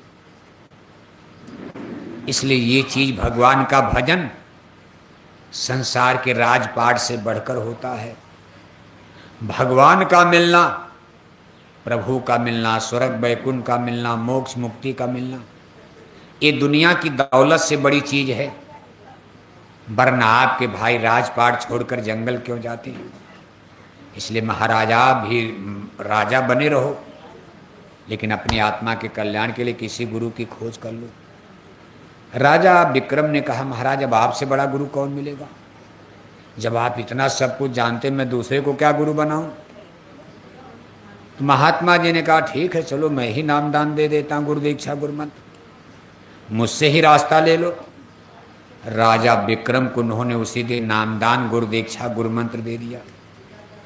राजा विक्रमादित्य उज्जैनी राजपाट करते हुए सुबह शाम भगवान का भजन, साधना, उपासना जो भी बताए गुरु जी, थोड़ा सुबह थोड़ा शाम करते करते अपनी जीवात्मा का कल्याण भी कर लिया। दोनों काम कर लिया। कहने का कुल मतलब यह है कि पुण्य कर्म, पवित्र कर्म, संतों महापुरुषों का सत्संग सुनने से हम लोग बुराइयों से बचते हैं। सत्संग से मनुष्य का सुधार होता। सत्संग के द्वारा मनुष्य बुराई को छोड़कर अच्छाई के रास्ते पर आगे बढ़ता। सठ सुधरें सत्संगति पाई। इसलिए आज देश और दुनिया की जो स्थिति देख रहे हो, समाज में इतनी बुराई, करप्शन, हम लोग सोचते थे पढ़ाई लिखाई से दूर हो जाएगी बुराई, लेकिन हरियाणा में, चरखी दादरी में ऐसा होता नजर नहीं आ रहा। आज हम सब लोग पढ़े लिखे हैं, औरत मर्द, बच्चे बच्चियां, सब लोग intellectual, graduate, engineer, doctor, teacher, tutor, master, जज, बैरिस्टर, वकील। आपकी चरखी दादरी के हर गांव गांव में, घर घर में हो गए। लेकिन बुराई, करप्शन, भ्रष्टाचार जाने का नाम नहीं बल्कि बढ़ता नजर आ रहा। हमारे बाप दादे पुरखे पूर्वज जब हरियाणा में इतने पढ़े लिखे नहीं थे, वो लोग इतना झूठ नहीं बोलते थे, इतना धोखा नहीं देते थे। बुराइयां तब भी थी, तब भी बुराइयां चलती थी, लेकिन इस तरह बेटियों की हत्या नहीं होती थी। आज आप देख रहे हो शराब कितनी बुरी चीज। हरियाणा में लोग इतना तब शराब नहीं पीते थे। जब पढ़े लिखे नहीं थे तब लोग गुड़गुड़ गुड़गुड़ गुड़गुड़ गुड़ हुक्का पर ही काम चला लेते थे। किसी गांव में दो चार आदमी दारू और पी लेते थे, लोग कहते पियक्कड़ है, मत इनसे बोलो, शराब के नशे में है। आज हरियाणा की स्थिति यह है कि छोटे छोटे बच्चे कक्षा 10 पास नहीं कर पाए। अभी कक्षा 10 पास नहीं, शादी नहीं, ब्याह नहीं, और तब तक माँ बाप के चोरी चोरी जंगल में जाकर गांजा पी रहे हैं, शराब पी रहे हैं। और शराब एक ऐसी बुरी चीज है, खराब चीज है, जो आदमी के मन मस्तिष्क को डैमेज करती है, बुद्धि को पागल कर देती। आज शराब का असर हरियाणा में नजर आ रहा है। शराब के नशे में मामा भांजी नहीं पहचान रहा, शराब के नशे में चाचा भतीजी नहीं पहचान रहा, शराब के नशे में भाई बहन नहीं पहचान रहा, शराब के नशे में बाप बेटी नहीं पहचान रहा। 50 साल का बुढ़ा 8-10 साल की नाबालिग बेटी है और जंगल में पकड़ कर ले जाता, बलात्कार करता, जबरदस्ती। बेटियां चीख रही, चिल्ला रही कि आप हमारे बाबा हो। है तो गांव का ही आदमी, तो बेटी पहचान गई। अरे आप बाबा हो? ये क्या कहा, बुढ़े हो 50 साल। 8 साल 10 साल की बेटी है, 50 साल का बुढ़ा आदमी जंगल में बलात्कार कर रहा। बेटियां चीख रही, चिल्ला रही, आप बाबा हो। अरे तूने हमको पहचान लिया, अरे इसको मार डालो, नहीं तो घर में जाकर बता देगी, भेद खोल देगी। बलात्कार भी करता है, आंख निकाल देता, पैर तोड़ देता, चाकू तलवार से काट काट करके जंगल में मार डालता। 1 हफ्ता 2 हफ्ता तक माँ बाप परेशान है, बेटी गई कहाँ, जंगल गई थी। हफ्ते 2 हफ्ते के बाद बेटियों की कटी पटी मुर्दा लाश कहीं जंगल में, कहीं पेड़ के नीचे, कहीं सड़क के किनारे मिल रही। इसके पीछे जब आप विचार करोगे तो सबसे बड़ा कारक शराब है। शराब, शराब से मनुष्य के अंदर उत्तेजना पैदा होती, जैसे अंडा होता, अंडा और शराब, मांस और शराब, इससे आदमी के अंदर कामुकता बढ़ती है। आंखों में माँ बहन बेटी की पहचान खत्म होने लगती। इसलिए सात्विक भोजन, पवित्र और शुद्ध भोजन, शाकाहारी भोजन, वेजिटेरियन लाइफ सिस्टम हमारे रामायण गीता में दी बेस्ट माना गया है। लेकिन हम लोग रामायण गीता की बात को तो छोड़ दिए और आज 80% हिंदू भारत में मांसाहारी हो गए। कितने हिंदू? 80%। 80% हिंदू भारत में मांसाहारी और 20% हिंदू शाकाहारी। आज का आंकड़ा है ये, हरियाणा का नहीं, पूरे भारत का, उसमें हरियाणा भी है। किसी में कहीं ज़्यादा है, कहीं कम है। मतलब 1 हिंदू शाकाहारी तो सामने 4 हिंदू मांसाहारी। जितने हिंदू भारत में शाकाहारी, उसका 4 गुना हिंदू भारत में मांसाहारी। जब आप पशु पक्षियों की मांस खाओगे, अंडा, अंडा कई चीज़ों का होता, चाहे बत्तख का अंडा, सारस का अंडा, मुर्गी का अंडा, बाजार में सब अंडा बिकता। अब आपको पता भी नहीं चलेगा कि हमको कौन अंडा दिया जा रहा है, मार जाते, गप गप खा जाते हो आप। तो नहीं, हम तो बत्तख का नहीं खाएंगे, मुर्गी का खाएंगे, हम हिंदू हैं। बत्तख का तो मुसलमान खाएंगे। ले आपको क्या पता किसका अंडा दे दिया आपको होटल में, किसकी मांस आपको खिला दिया होटल में। आप कहोगे देखो भाई हम हिंदू, हमको बकरी की देना, मुर्गा की देना, उसने आपको गाय बैल की दे दिया, पहचान पाओगे आप होटल में? उनको तो पैसा कमाना। कुत्ते बिल्ली का काट के दे देंगे, क्या पहचान पाओगे? नमक मसाला में डाल करके आप खा रहे हो होटल में, उसमें कुत्ता की डाल दिया, सड़क पर कुत्ता मरा था, 10 किलो बकरी में 2 किलो कुत्ता डाल दिया, पहचान पाता है कोई? डालडे में गाय सुअर की चर्बी डाल करके देवताओं का प्रसाद लड्डू बनवा दिया। कितने देवी देवताओं को अशुद्ध कर डाला, मंदिर अशुद्ध हो गए, हल्ला मचता रहता, लेकिन कुछ होता है? इतना गिरा समाज धर्म का, इतना अधोपतन, और ऊपर से आप कहते हो कि रामराज आ रहा। क्या आ रहा है? हमारी सरकारें क्या कह रही? बस चिंता मत करो, हरियाणा में रामराज आ रहा है, अब रामराज आएगा, अब की रामराज आ जाएगा। हम आपसे सवाल करें, पूछ रहे, आप जोर से बोलना, इतना जोर से बोलना कि ये मशीन आपकी आवाज़ पकड़ ले। इस मशीन के द्वारा आपकी आवाज़ दिल्ली तक जाएगी। कहाँ जाएगी? दिल्ली तक। जोर से बोलना। हरियाणा है, क्रांतिकारी धरती हरियाणा है। अंडे खिलाकर शराब पिलाकर कोई माई का लाल भारत में रामराज ला पाएगा? इतना धीरे से मशीन कैसे पकड़ेगी? हरियाणा की आवाज इतनी कमजोर हो गए। हरियाणा तो वीरों क्रांतिकारियों, घर घर में मलट्टी वाले रहते हैं। अरे दोनों हाथ ऊपर करके जोर से बोलो, जितने हाथ ऊपर करके चिल्लाओ आवाज जोर से निकलेगी।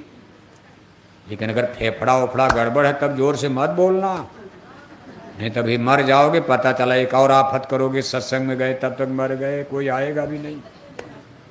लेकिन अगर भगवान ने आपका फेफड़ा उफड़ा किडनी उडनी सही रखा है तो दोनों हाथ ऊपर करके पूरी आवाज में पूरी ताकत लगाकर बोलो कि मशीन आपकी आवाज पकड़ ले, क्योंकि आवाज दिल्ली भेजना है।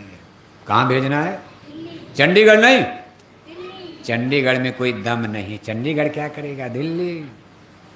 और थोड़ा और आगे बढ़ा दोगे, लखनऊ भेजो मानी जोगी साहब के पास, तब तो और काम बन जाएगा। अंडे खिलाकर शराब पिलाकर कोई माई का लाल हरियाणा में राम राज ला पाएगा। थोड़ी सी कसर, एक बार और मेहनत करनी पड़ेगी। आप अंडे खिलाकर शराब पिलाकर कोई माई का लाल भारत में राम राज ला पाएगा। अब बढ़िया फोटो आई। भगवान राम के राम राज में अंडा बिकता था, भगवान राम के राम राज में शराब बिकते थे, भगवान राम के राम राज में मुर्गी पालन खुलता था, भगवान राम के राम राज में मछली पालन चलता था, भगवान राम के राम राज में सुअर पालन चलता था, भगवान राम के राम राज में नसबंदी गर्भपात होता था। और आज मोदी साहब के राज में बंद हो गया। हरियाणा में सब चल रहा, मुर्गी पालन, मछली पालन, सुअर पालन, नसबंदी गर्भपात, परिवार नियोजन, सब। अब तो देखो हमारी बेटियां भी शराब पीने लगी हरियाणा में। सबकी बात हम नहीं कर रहे, लेकिन शुरू हो गया है। बेटों की शराब हम लोग बंद नहीं करवा पाए, तब तक एक नई आफत आ गई, बेटियों ने भी शराब पीना। कहाँ? यूनिवर्सिटी में। कहाँ से शुरू हुआ है? यूनिवर्सिटी माने विद्या का सबसे बड़ा केंद्र है, ज्ञान का। बताओ यूनिवर्सिटी में शराब कहाँ से आ गई? माँ बाप ने भेजा था इंजीनियर डॉक्टर बनने के लिए। बेटियों को इंजीनियर डॉक्टर बनाना बुरा नहीं है, हमारी बेटियां भी मास्टर बने, इंजीनियर बने, डॉक्टर बने। अगर बेटे इंजीनियर डॉक्टर बन सकते हैं तो बेटियां भी बन सकती हैं। लेकिन अब बेटियां करें, जब बेटे शराब पी रहे हैं तो हम भी शराब पी सकते हैं। बस यही बात फंसती जा रही। यूनिवर्सिटी में शुरू हो गया। बेटियां इंजीनियर डॉक्टर तो बन रही हैं, लेकिन एक गंदी आदत पकड़ रही। उन्होंने माँ बाप के चोरी चोरी शराब पीना शुरू कर। वहाँ कोई माँ बाप है, बेटी बंगलौर है, आप तो हरियाणा में हो। बेटी को चंडीगढ़ भेज दिया, बेटी को दिल्ली भेज दिया, हैदराबाद भेज दिया। वहाँ 11-12 बजे रात तक बेटियाँ शराब पी रही होटल वार क्लब में। किसी जाने अनजाने के हाथ में हाथ डालकर आधी रात तक नंगा नाच रही। वहाँ कोई माई बाप रिश्तेदार तो है नहीं, कोई अर्चे परचे भी नहीं है। अगर मान लो किसी ने देख लिया कि बेटी कल तुम सड़क पर किसके साथ घूम रही थी, मोटरसाइकिल पर नाच रही थी, तो बेटियां कहती कि बाबा कोई चिंता मत करो, कोई बात नहीं, वो मेरा बॉयफ्रेंड था। क्या है? क्या है? अंग्रेजी बोलती। दादा को तो अंग्रेजी आती नहीं, जब तक दादा अंग्रेजी जानेंगे तब तक तो खेल खत्म हो जाएगा। वो मेरा बॉयफ्रेंड है। दादा पूछते हैं कि बेटी बॉयफ्रेंड क्या होगा? अरे कहा आप नहीं समझोगे, आपके जमाने की बात, हमारे जमाने की बात। बेटों से पूछा जाता कि बेटा तुमको मोटरसाइकिल पर लेकर शहर में किसके साथ घूम रहे थे? तो बेटे कहते हैं कि दादा घबराना मत, मेरी गर्लफ्रेंड है। क्या है? गर्लफ्रेंड है। बताओ, 20 साल 22 साल की बेटे बेटियां, न जाति का पता है, न धर्म का पता है, न घर का पता है।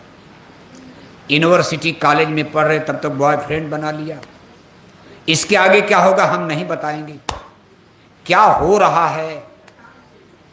और फिर बेटियों को बहलाकर फुसलाकर धोखा देकर यही बॉयफ्रेंड लेकर जंगल चले जाते।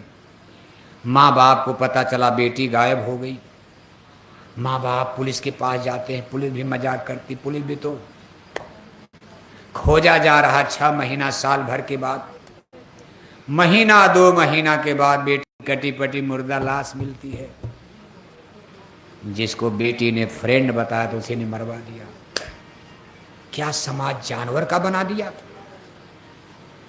ऐसा काम तो जानवर भी नहीं करता है। आज जो हमारे समाज में बेटी ने विश्वास किया भाई फ्रेंड माने होता, लेकिन दोस्त ने ही बेटी का कत्ल करवा दिया। ये घटनाएं हरियाणा में भी, शहर ही नहीं, अब धीरे धीरे गांव देहात में भी शुरू होने वाली, और होगा कैसे? शराब के नशे में, सब शराब के नशे में। आप कुछ नहीं, सावधान हो जाओ। ये राम राज नहीं, रावण राज की पहचान राम राज है। इसको राम राज कहा जाएगा? बेटियां शराब पिएंगी कभी राम राज आएगा? बेटियां शराब पीने लगी कभी रामायण गीता की रक्षा होगी? बेटियां शराब पीने लगेंगी कभी धर्म आएगा? आप नकली धर्म लाना चाहते हो। अगर आपको वास्तव में भारत में राम राज लाना है, मां बहन बेटियों की लाज बचाना है, भारत की धर्म संस्कृति को बचाना है, तो मांस मछली अंडा शराब की दुकानों पर बुलडोजर बुलडोजर बुलडोजर। बुलडोजर जानते हो नहीं जानते हो? जानते हो? आपको क्या पता हरियाणा में? बुलडोजर तो लखनऊ माननीय जोगी साहब का प्रोजेक्ट है, लेकिन माननीय जोगी साहब का बुलडोजर अभी हरियाणा नहीं आया है। यहाँ के मुख्यमंत्री एक बार मंगाए थे, जो पहले वाले थे, कि हम भी बुलडोजर चलाएंगे। एक हफ्ता के बाद उनका हाथ गड़ गड़ गड़ गड़ गड़ गड़। अरे कहा महाराज, ये बुलडोजर हमारे बस की बात, ले जाओ लखनऊ इसको, क्योंकि यहाँ जाट चौधरी लोग रहते हैं। जाटों के सामने बुलडोजर चलाओगे आप ही पर बुलडोजर चला देंगे जाट लोग। लेकिन उत्तर प्रदेश में माननीय जोगी साहब का बुलडोजर चल रहा है, लेकिन माननीय जोगी साहब का बुलडोजर गलत दिशा में जा रहा। अभी लोगों के घर गिराने में लगा हुआ। किसी का घर गिरा देने से राम राज आएगा? घर गिराना राम राज का विकल्प है। मान लो आपके पूरे गांव को गिरा दिया जाए बुलडोजर से, क्या राम राज आ जाएगा? अरे राम राज कब आएगा? अगर राम राज लाना है तो शराब की दुकानों पर बुलडोजर, शराब की दुकानों पर बुलडोजर चलाइए। इसलिए दिल्ली, चंडीगढ़, लखनऊ, हर जगह हम उन हुक्मरानों से आज इस सत्संग सभा के माध्यम से अपील कर रहे हैं, जय गुरुदेव मिशन की तरफ से। ऐसी अपील कोई कर नहीं रहा। मिशन तो बहुत है, सब लोग करें महाराज जैसा है चलने दो, दान दक्षिणा मिलती रहे, धर्म रहे चाहे जहन्नम में चला जाए। लेकिन जय गुरुदेव मिशन के लोग देखो, लाखों लोग बोरा पहनकर, लाखों भाई बहनें शाकाहारी जैकेट पहनकर, अब तो एक के गांव गोद लेकर लोग घर घर जा रहे हैं। और सबसे अपील हो रही कि अच्छा समाज बनाने के लिए, परमात्मा को पाने के लिए, आत्मा के कल्याण के लिए जरूरी है कि हाथ जोड़कर विनय हमारी हो जाएं सब, हो जाएं सब। अब मांसाहारी तो हो ही चुके, मांसाहारी क्या बनाना? अब आपको शाकाहारी बनाकर देखो कितनी तकलीफ। अगर आप शाकाहारी बन जाओ तो हरियाणा में कभी बाढ़ नहीं आएगी, कभी सूखा नहीं पड़ेगा, कभी भूकंप नहीं आएगा, कभी कोरोना जैसी बीमारी नहीं आएगी। और अगर आप शाकाहारी नहीं बने, मांसाहारी धर्म पर ही चलते रहे, तो बहुत बड़ा भूकंप आने वाला है। युद्ध, महायुद्ध, विश्व युद्ध है, परमाणु बम, न्यूक्लियर वेपन्स, राख बनेंगे महानगर तक एटम के अंगारों से, पत्ता पत्ता झुलस जाएगा विश्व युद्ध टंकारों से। धरती पर प्रलय मचेगी जब जब हुई धर्म की हानि, गलत कर्मों की मनुष्य को सजा मिलेगी। इसलिए आज हमारी आपसे दो अपील है। पहली अपील कि आप सभी भाई बहन अपने चूल्हे पर मुर्दा पकाना बंद कर दो। जो नहीं पका रहे धन्यवाद, अच्छी बात है। अगर किसी ने पकाना शुरू कर दिया तो मुर्दा पकाना बंद कर दो। दूसरी हमारी आपसे अपील है, अपनी आत्मा के कल्याण के लिए किसी गुरु की खोज कर लो आप। गुरबिन भवनि तरह न कोई, जो बिरंची संकर्षम हुई, करणधार सदगुरु देहनावा, दुर्लभ सा सुलभ कर पावा। और कोई गुरु आपको न मिले, एक बार आप जय गुरुदेव आश्रम मथुरा पधारो। वहाँ देखो बड़े बड़े मेले साल में 4 बार लगते। अभी एक बहुत बड़ा आध्यात्मिक मेला 28 नवंबर से 2 दिसंबर तक मथुरा में 5 दिन का लगेगा। 2 घंटा सुबह, 2 घंटा शाम, लगातार 5 दिन आपको सत्संग सुनने को मिलेगा। 30 नवंबर जो पूजा की मुक्ति तिथि तारीख है, उस दिन हमारे पूज हुजूर महाराज जी, उनका सत्संग, उनका दर्शन और नए लोगों को उनके द्वारा नामदान, गुरु दीक्षा, गुरु मंत्र भी दिया जाएगा। मंदिर के देवता से दया दुआ बरकत की प्रसाद भी बटेगी, मिलेगी। इन सारी चीज़ों का लाभ फायदा लेने के लिए एक बार आप जय गुरुदेव आश्रम मथुरा पधारो। जय गुरुदेव आश्रम मथुरा के बारे में तो आप बहुत दिन से सुन रहे हो, लेकिन कान से दूर से सुनने वाला ज्ञान गलत हो जाता, आंख से नज़दीक से देख करके ज्ञान सच्चा होता। इसलिए भी आप दूर दूर से सुने हो। एक बार आप जय गुरुदेव आश्रम मथुरा पहुँच कर देखो कि सच्चाई क्या है। जय गुरुदेव मिशन के लोग धर्म की रक्षा के लिए कितनी मेहनत कर रहे हैं। बाकी सब लोग तो आपको धोखा दे गए, नेता भी धोखा दे रहे, साधु महात्मा भी धोखा दे रहे। इसलिए आपसे हमारी अपील है, जो भाई बहन नहीं गए एक बार आप पहुँचो। देखो मौसम थोड़ा विपरीत है, गर्मी का भी समय है, बरसात भी है, फिर भी आप इतनी बड़ी संख्या में अपनी घर गृहस्थी का कामकाज छोड़कर आपने समय दिया। अब जितनी जगह थी उतना तो भरी गई, इससे ज़्यादा आते तब भी दिक्कत ही, बैठोगे कहाँ आप। जितनी सीट थी उतने आप आ गए, उतने तो हो गया काम। इससे ज़्यादा आते तो समस्या खड़ी हो जाती। तो आप हम सबको धन्यवाद देते हैं। इस कार्यक्रम को सफल बनाने के लिए आपको बहुत बहुत धन्यवाद है। हमारे जिला संगठन इस चरखी दादरी भिवानी के अध्यक्ष हमारे भाई माननीय चंदन सिंह दरोगा साहब, उनके कमेटी के और भी जो सदस्यगण, उपाध्यक्ष, मंत्री, कोषाध्यक्ष, सदस्यगण, जिनके दरवाजे आज हम लोग आए हैं। हमारे भाई राम नरेश जी, देखो रहते तो दिल्ली में हैं, लेकिन उनका एक पैतृक गांव है। उनकी बड़ी दिन से इच्छा थी कि एक बार हमारे यहाँ सत्संग हो, और हम लोग उनके आग्रह पर यहाँ आए। रात भर जाग जाग कर घर परिवार के लोग, देखो कितनी श्रद्धा भक्ति, सबके खाने पीने का इंतजाम करना, और सुबह से ही लोग मेहनत से सबको भोजन प्रसाद, पूरी साथ संगत के लिए भंडारा भी तैयार, लाउड स्पीकर, मन, देखो सब। इतने विपरीत मौसम में भी कार्यक्रम को संपन्न करवा दिया। तो भाई राम नरेश जी नाम है ना, भाई नरेश चंद जी, उनके सकल परिवार को, इस गांव जवार के सभी लोगों को बहुत बहुत धन्यवाद है।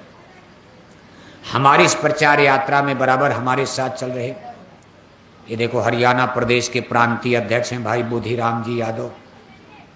ये रहने वाले तो महेंद्रगढ़ जिले के हैं, लेकिन पूरे प्रदेश का बोझा इनके ऊपर है। कहाँ गए, आइए सामने, हाथ अब आशीर्वाद तो लीजिए। देखो भाई बुधिराम यादव जी हैं, महेंद्रगढ़ जिले के, जय गुरुदेव मिशन के पूरे हरियाणा प्रदेश के अध्यक्ष हैं। गुजरात प्रदेश अहमदाबाद के हमारे माननीय जीतू भाई पटेल जी, ये भी हमारे साथ बराबर चलते रहते। उत्तर प्रदेश गोरखपुर के बाबू रामेश सिंह जी, इसी तरह उत्तर प्रदेश जौनपुर जिले के माननीय देवी प्रसाद जी वकील साहब टाटधारी। ऐसे हजारों लाखों लोग मेहनत कर रहे हैं। पूज महाराज जी के संग साथ में लगे। पूज महाराज जी स्वयं देखो कितनी मेहनत, जाड़ा गर्मी बरसात में अपना काफिला लेकर चलते रहते। अभी अपना काफिला लेकर उत्तर प्रदेश के जौनपुर जिले में चल रहे हैं, और लगातार 3-4 महीने चलने के बाद मथुरा पहुंचेंगे, तब भंडारे का कार्यक्रम होगा। उसके बाद फिर जनवरी में काफिला उनका चलेगा। इतनी मेहनत क्यों हो रही कि लोगों को सही धर्म समझ में आ जाए, करी सही कर्म समझ में आ जाए, लोगों का लोक बन जाए, परलोक बन जाए। पूज महाराज जी इस काफिले के लिए, हर काफिले की तरह आपको भी फिर सेवा देनी है। इस जौनपुर काफिले के लिए भी सभी सत्संगी भाई बहन कुछ न कुछ सेवा जरूर देना। एक पवित्र काम में आपकी सेवा लगेगी पूज महाराज जी के काफिले में, इसका आपको भारी पुण्य फल मिलेगा। अब 2 मिनट समय आपका और लिया जाएगा। एक छोटी सी आरती मालिक के चरणों में होगी, बस 2 मिनट। आप सब लोग बैठे बैठे आरती प्रार्थना बोलना। इसी बीच में कोई सेवा भेंट दान दक्षिणा आपको देनी है, कि गुरु महाराज की वरदानी झोली आपके बीच में जा रही है, आप इसमें अपनी सेवा भेंट कर देना। अभी देखो मन से उतरने के बाद ये बगल में ही कमरे में हम करीब आधा घंटा रहेंगे। किसी भाई बहन को नज़दीक से मिलना था करके आप मिल सकते हो। वैसे तो हम आपको घंटे भर से देख रहे हैं, आप भी हमको घंटे भर से देख रहे हो, फिर भी नज़दीक से मिलने का दया दुआ पुण्य फल लाभ अलग होता। दरस परस आदान प्रदान, तो किसी भी भाई बहन को नज़दीक से मिलना है तो आकर के आप मिल सकते हो कमरे में। यहाँ से हमको रोहतक जाना है, कल का कार्यक्रम रोहतक में है, फिर सोनीपत, ऐसे लगातार है। बोलो जय गुरुदेव, जय